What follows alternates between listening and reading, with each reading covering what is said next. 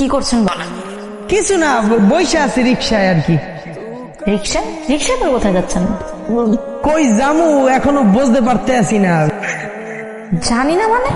জানি না মানে এখন আমি কোথায় যাব সেটা বলতে পারতে আছি না আর কি। বুঝতে পেরেছি, গন্তব্যহীন পথের উদ্দেশ্যে বের হয়ে গেছে। কোথায় যাবেন কোনো কিছুই জানেন না। আমারও মাঝে মধ্যে মনে হয় যে আমি গন্তব্যহীন পথের উদ্দেশ্যে বের হয়ে যাই, অনেক দূরে হারিয়ে যাই, কোথায় যাব কোনো কিছুই জানি না। আচ্ছা, আপনি যেহেতু এরকম ভাবে বের হয়েছেন, আমাকে নিয়ে একদিন বের হবেন?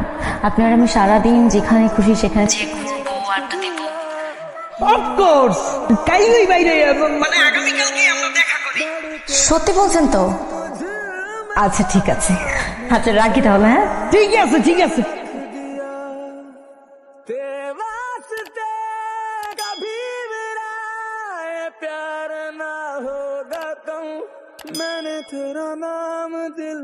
এ কি আপনার সমস্যাটা কি বলেন তো? ফোনের মধ্যে তো প্যান প্যান করে আমার পুরো মাথা খেয়ে ফেলেন।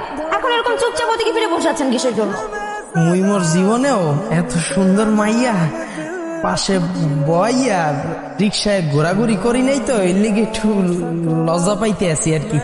আরে আপনি তো দেখি এখনো ফাইজলামি করতেছেন। ইসলামী আপনি ফোনে আমার সাথে এরকম ভাষায় কথা বলেন আমাকে হাসানোর জন্য, আমি হাসির মজাও পাই, কিন্তু সামনাসামনি আপনার এরকম নাটক করে আমার সাথে কথা বলার কি দরকার?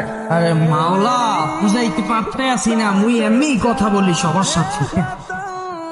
না খারাপ না, আপনার এইভাবে কথা বলার ব্যাপারটার মধ্যে না একটা ড্যাশিং স্মার্টনেস ব্যাপার আছে, বুঝছেন? তবে আপনার একটা কথা শুনে আমি সত্যি খুবই মজা পেয়েছি। কোনটা? এই যে বললেন যে আপনি কখনো রিক্সায় কোনো মেয়ের পাশাপাশি বসেননি, এটা কি আদৌ সম্ভব? আপনার তো সবসময় মেয়েদের সংস্পর্শেই থাকার কথা, কারণ আপনি তো ভার্সিটিতে পড়েন। ভার্সিটিতে তো ছেলে মেয়ে সব কম্বাইন্ডই থাকে। কেন আপনি কি ভার্সিটিতে পড়েন না? আর উইস্কি যাহা বলিব সত্য বলিব, সত্য বলিয়া মিথ্যা বলিব না। মুই মোর জীবনে পাইয়া গলাকে আসা যাওয়া হয়েছে, কিন্তু এইভাবে আর কি পাশাপাশি বইসে ঘুরি নেয় আর কি। কি যে বলেন না আপনি। শোনেন, আমি না একটু ম্যাচিওর প্রকৃতির, মানে বয়স কম হলেও আমি বেশ ম্যাচিওর। আপনি আমার সাথে ইউজড হয়ে যাবেন। কখন আসেন পাশাপাশি বসেন তো, পাশাপাশি রিক্সায় হাতে হাত ধরে ঘোরার মজাই আলাদা।